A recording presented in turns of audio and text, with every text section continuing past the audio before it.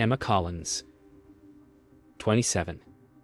Never understood why the hotel hallway felt colder that night, or why her pulse jumped when she heard the soft click of a camera shutter behind her. She thought it was another guest passing by after the conference gala, someone admiring the chandelier glow. But as she stepped into the dim service corridor, the lights hummed with a strange flicker, and a shadow moved just slightly too slowly, as if studying her. She clutched her badge, feeling watched, unaware that a man she had barely noticed hours earlier was already weaving her into a plan she would not recognize until it was too late. She walked on, believing she was safe, believing the night was ordinary, never imagining that this simple turn in the hallway would place her in the direct path of a prince whose desires were hidden behind velvet charm. And the real question lingered in the dark.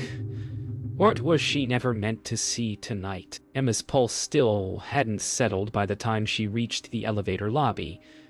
The night felt wrong, like the world had shifted half an inch off its axis. She tried to laugh it off, telling herself she was being dramatic, just tired from long hours at the conference.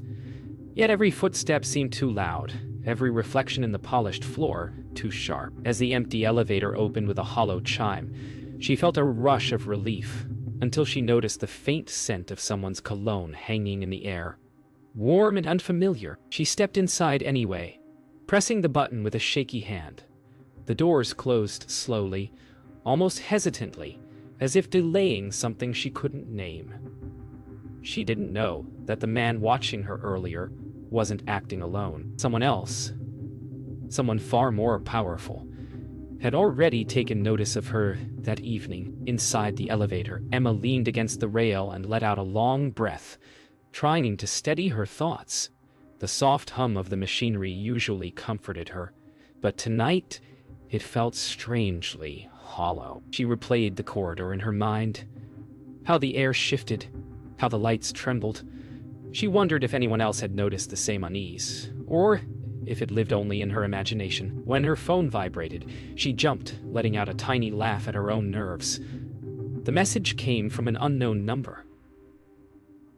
"I hope the gala wasn't too overwhelming for you tonight."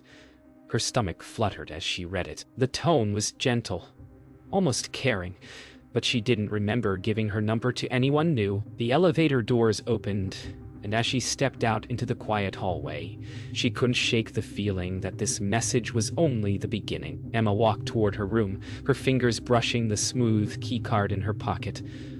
The corridor felt longer than usual, every step echoing in her ears. She kept thinking about the message, how polite it sounded, how strangely timed it was. She tried to convince herself it came from a coworker at the conference, someone being friendly, someone she simply didn't remember meeting. But the thought didn't settle. She sensed a shift in the air just before she reached her door, like someone had recently passed through.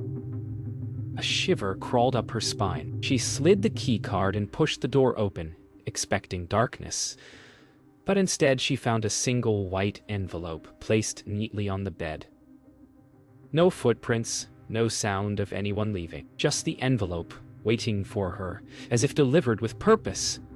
Her breath caught as she stepped inside. Emma approached the envelope slowly, her pulse quickening. She sat at the edge of the bed before picking it up, the paper smooth and heavy between her fingers. Inside was a formal embossed card with her full name written in elegant handwriting, as though someone had practiced each letter with deliberate care. The message inside was short.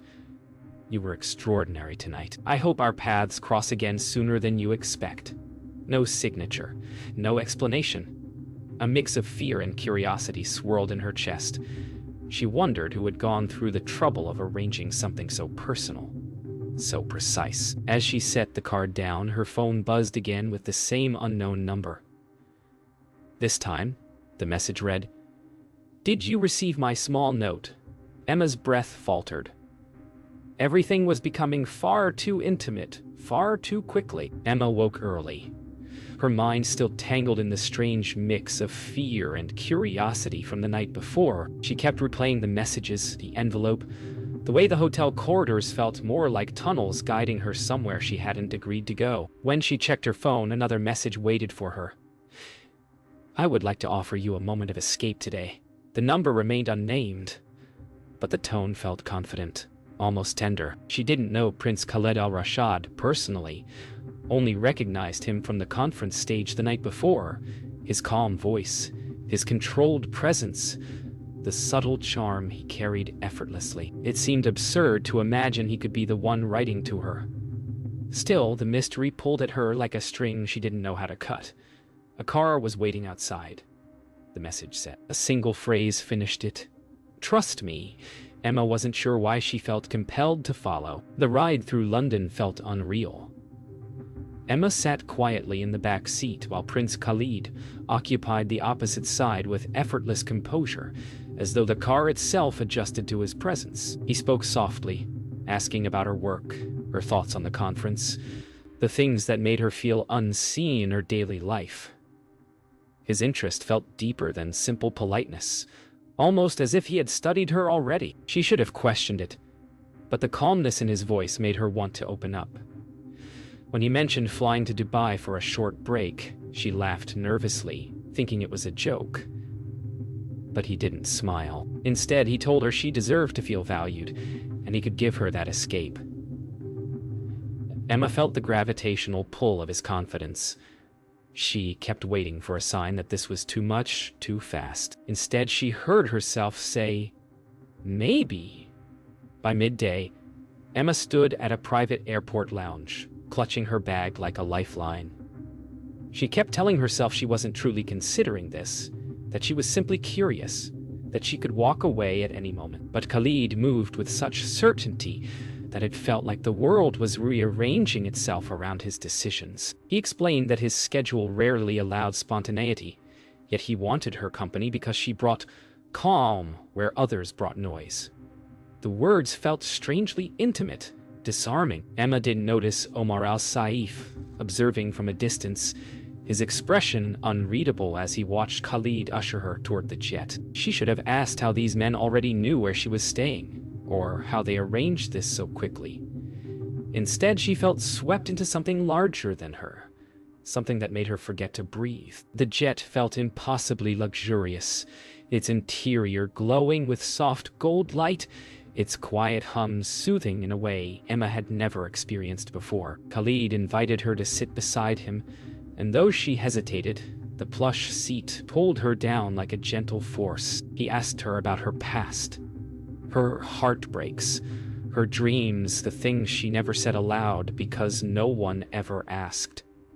She felt exposed yet strangely safe. As the plane lifted into the sky, she stared out the window, watching London shrink into soft gray patches. A part of her wondered, what kind of man could bend the world around him this effortlessly? Another part wondered why she wanted him to notice her more deeply. She didn't see Omar adjusting his earpiece 2 rows back, ensuring every movement was accounted for. Emma thought she was flying toward a fantasy. She had no idea she was leaving her freedom behind. Dubai rose beneath them like a shimmering world built from light itself. Emma pressed her face closer to the window, unable to stop staring at the glittering skyline. Khalid watched her with a quiet satisfaction, as if her awe confirmed something he had already decided.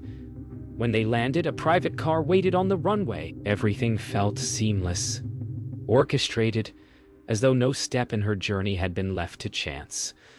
The desert wind brushed her face when she stepped outside, carrying heat and a faint scent of spice. Khalid walked beside her, speaking softly about new chapters and fresh clarity.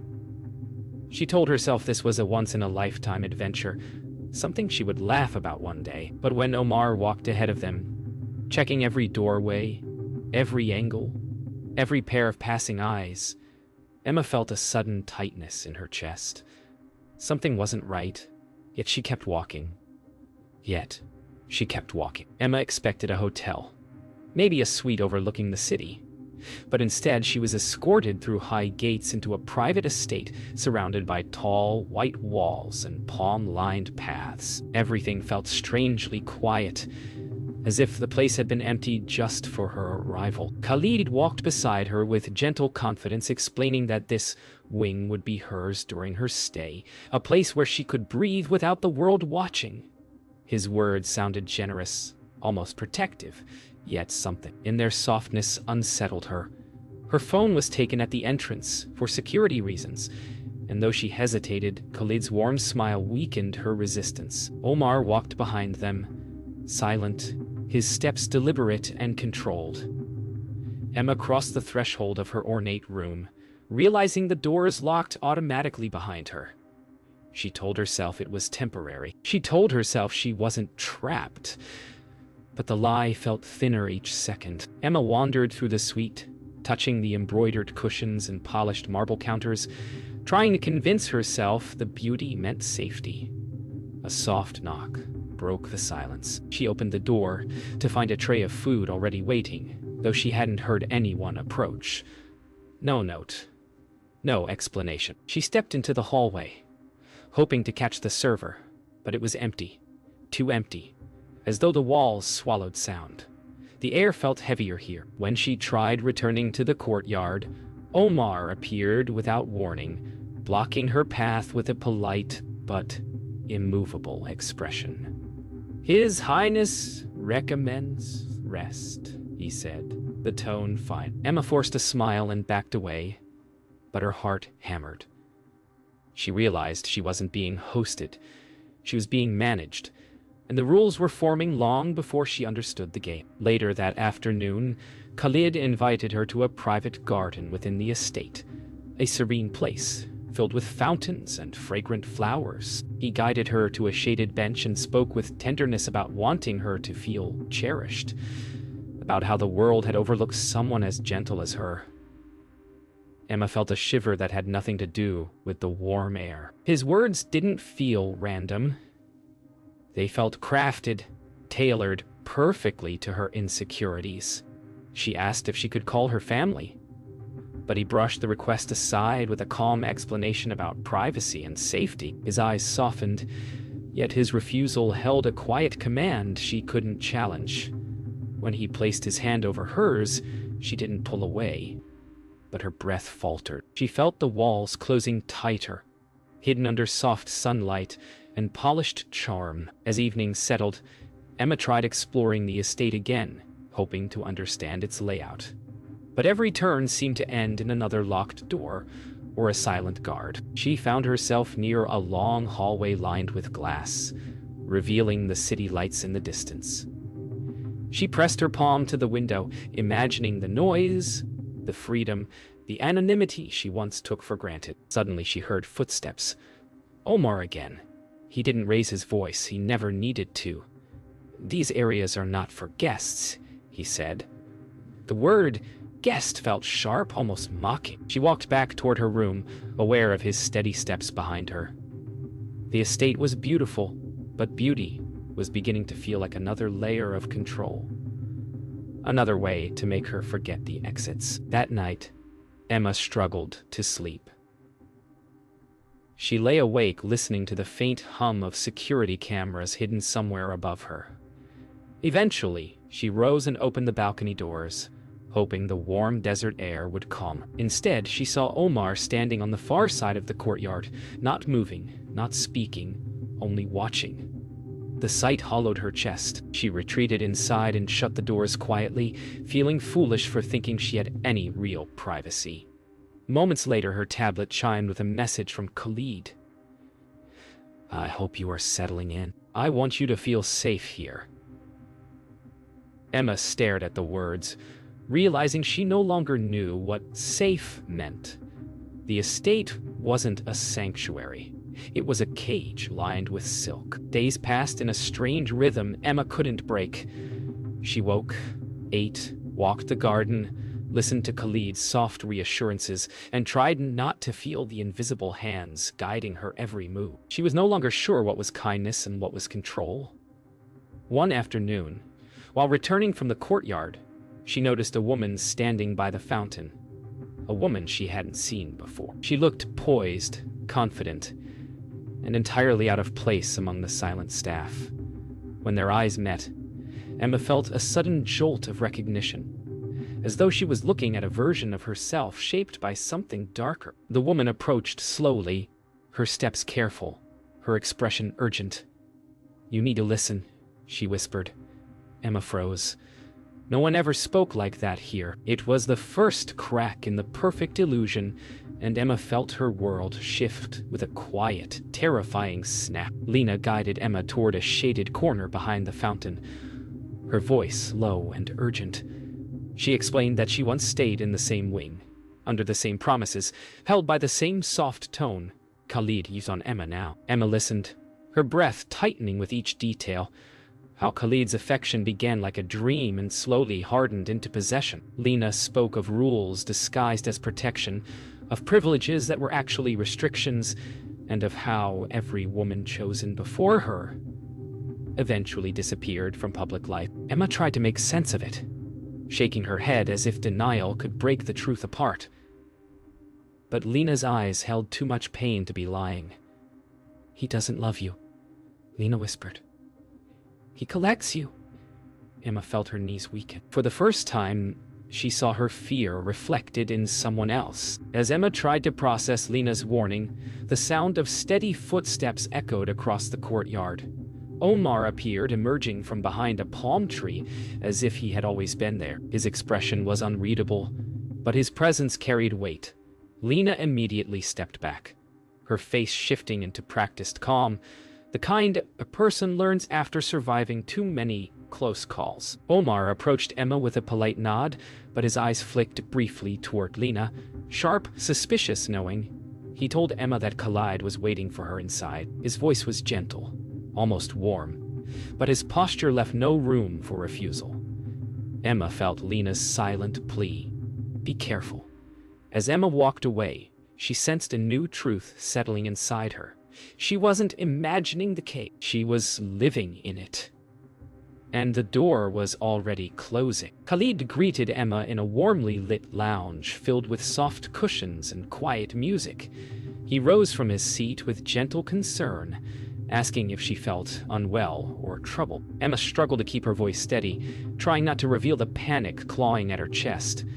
She wanted to ask about Lena, about the rules, about the feeling of being watched at every turn. But Khalid's presence was overwhelming. Calm, steady, dripping with practiced empathy.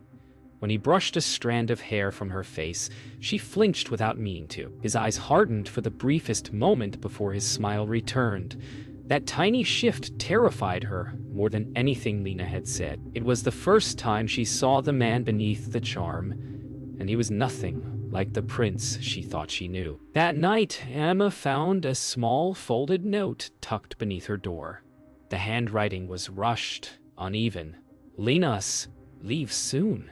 They're preparing you." The words struck like cold water. Emma felt her entire body tremble as she reread the message again and again.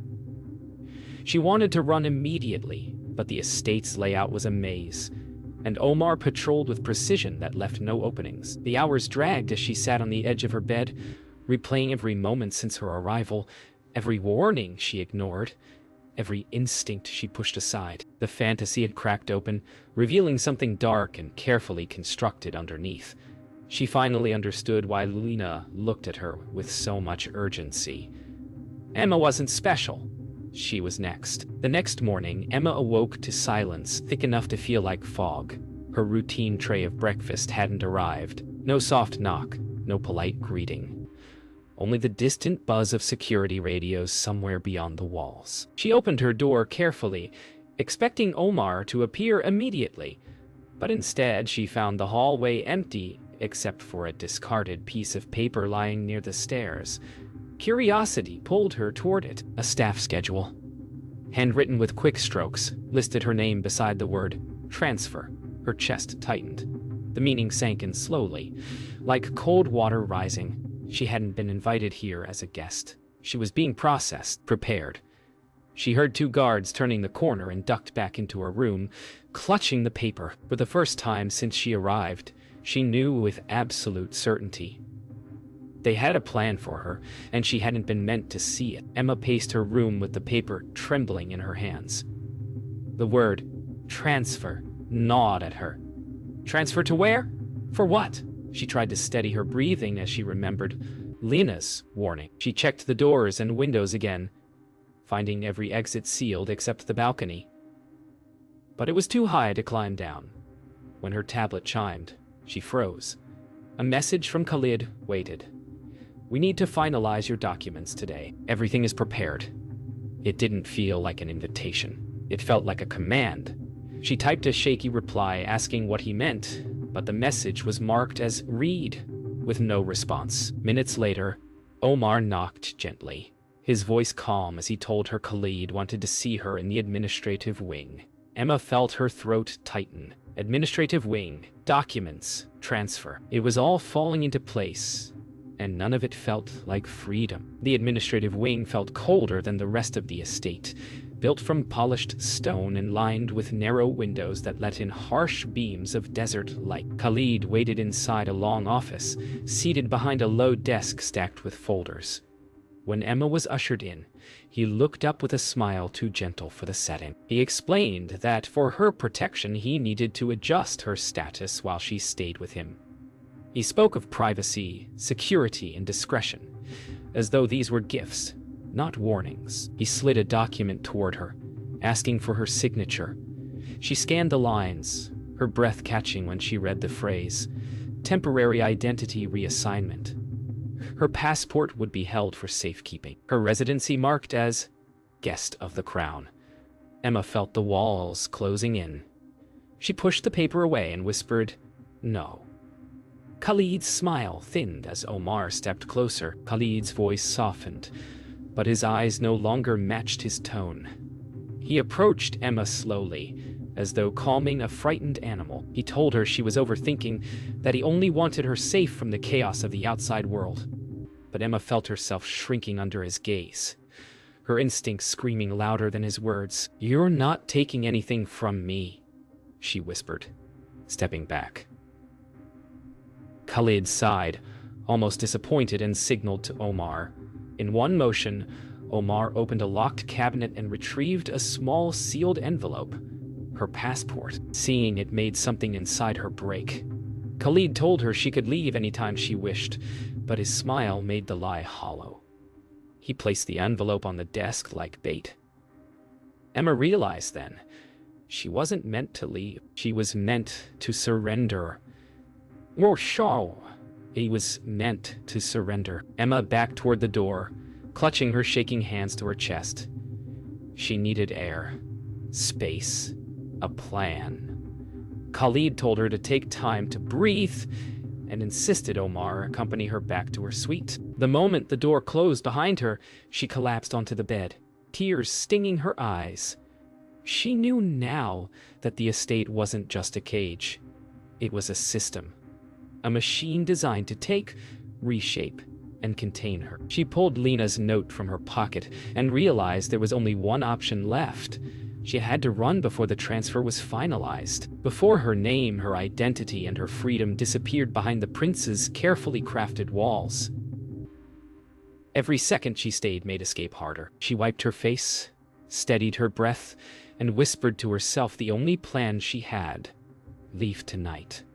No matter the cost. Night arrived like a heavy tide, swallowing the estate in deep silence. Emma waited until the courtyard lights dimmed.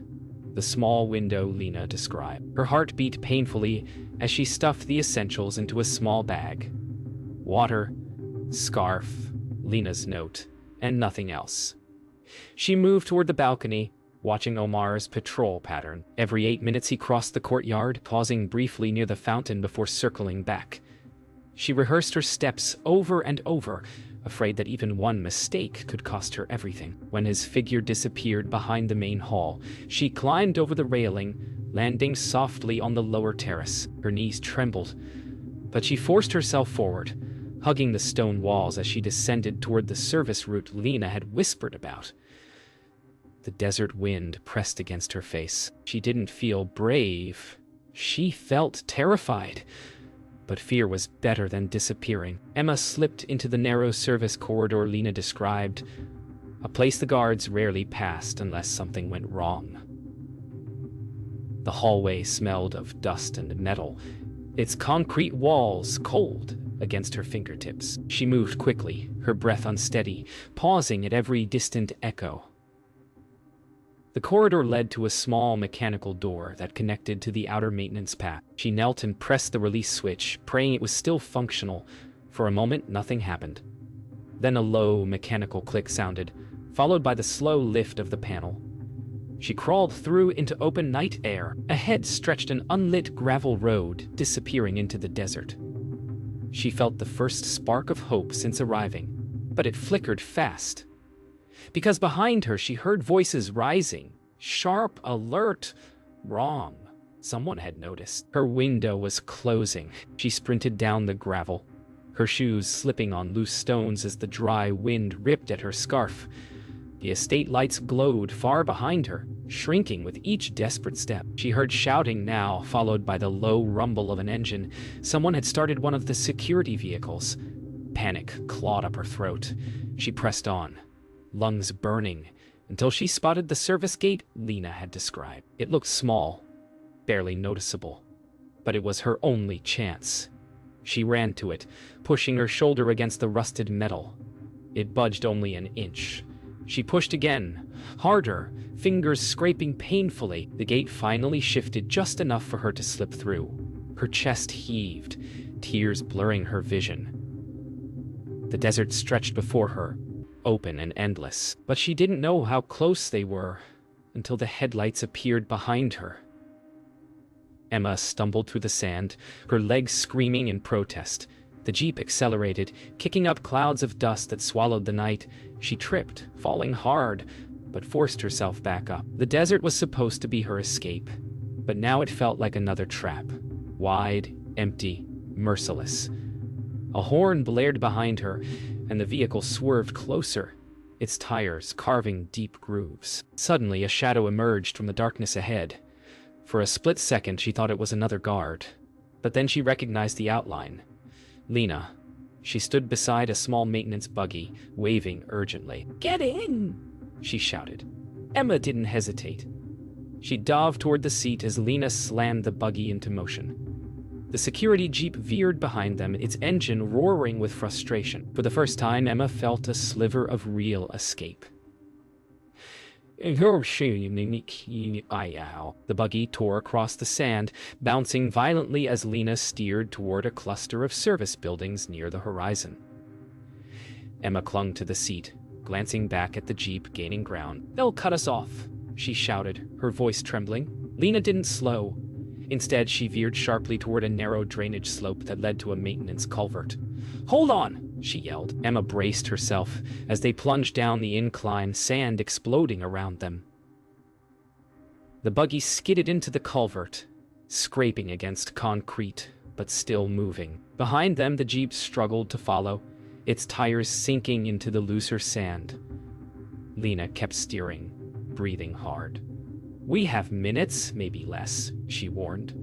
Emma stared at her with wide, terrified eyes. She realized Lena wasn't helping her escape the estate.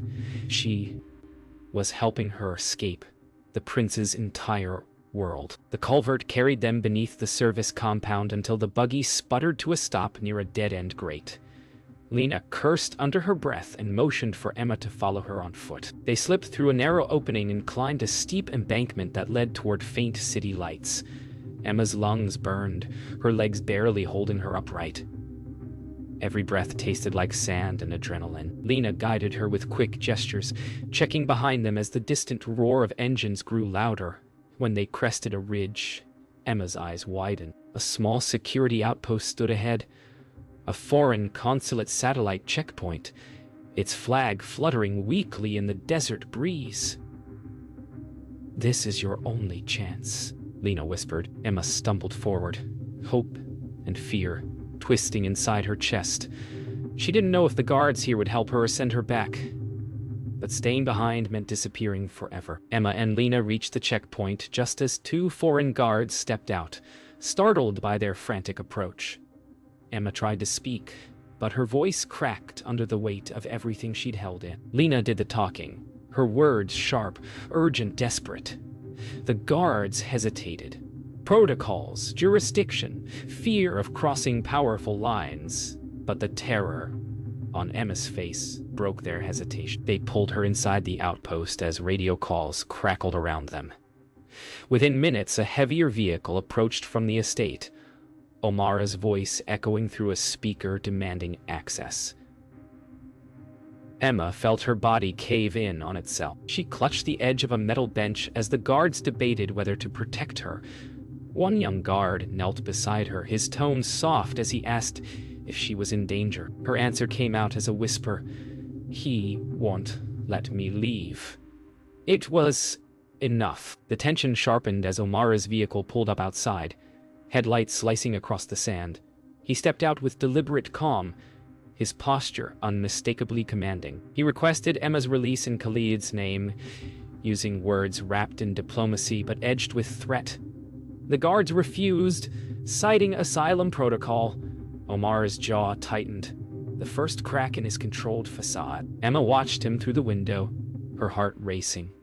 She expected him to break in, to drag her out, to end everything. But instead he paused, assessing the situation like a predator, realizing the prey was momentarily out of reach.